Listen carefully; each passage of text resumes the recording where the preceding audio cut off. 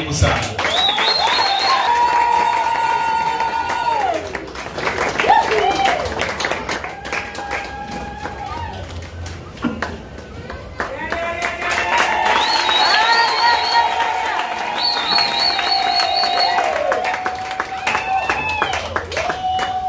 Bwana asifiwe sana. Ninawasalimu katika jina lililopita majina yote.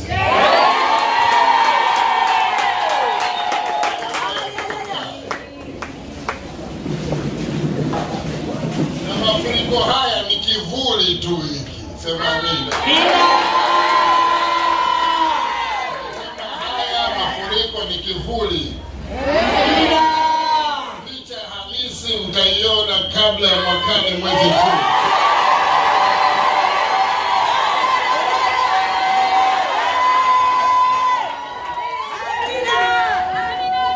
Nimebarikiwa kukanyaga katika madhabahu.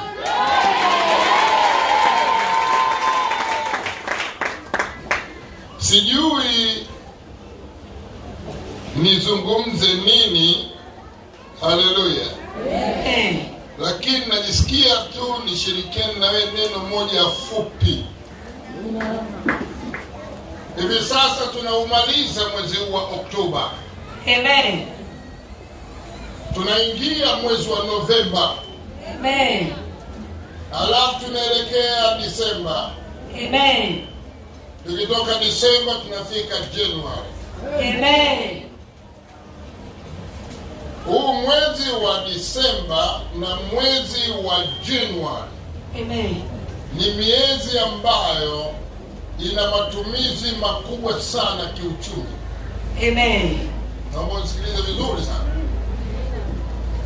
Haleluya. Amen.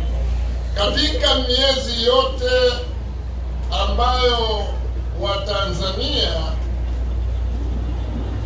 wanaweza wakaifurahia, lakini hakuna miezi migumu kama Desemba na Januari.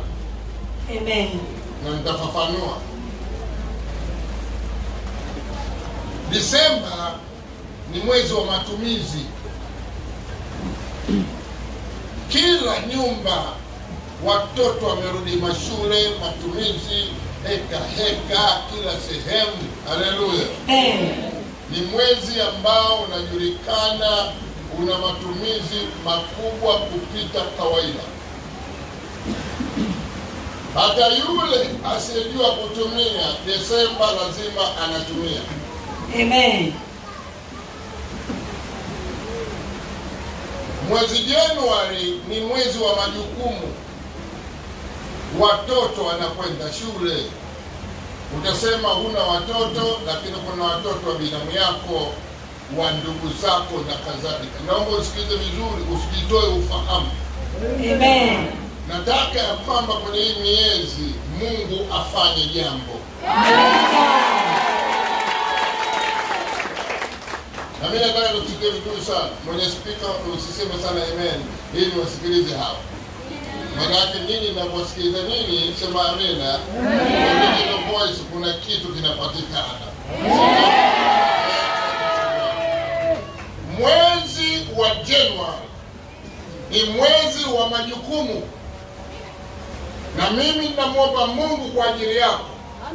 Usizunguke kwenye nyumba za watu kuhitaji msaada kupeleka watoto shule.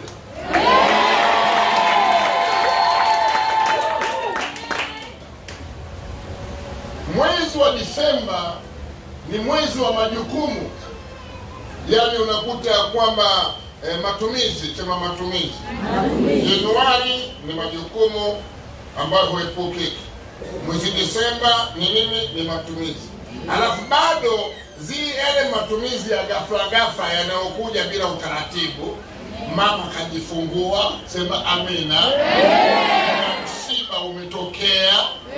Zote hizo ni fedha. Zote hizo ni nini? Ni fedha. Na tatizo moja la fedha, hazipatikani kwa maombi. Utapiga maombi usiku na mchana, utaona na nyota zote za mbinguni, na utaona mpaka malaika anatembea na wewe, lakini hakupi pesa. Pesa zina kanuni. Ndio maana Mungu anasema umpende Bwana Mungu wako kwa moyo wako wote, nguvu zako zote, na akili zako nini zote. Pesa ziko kwenye nguvu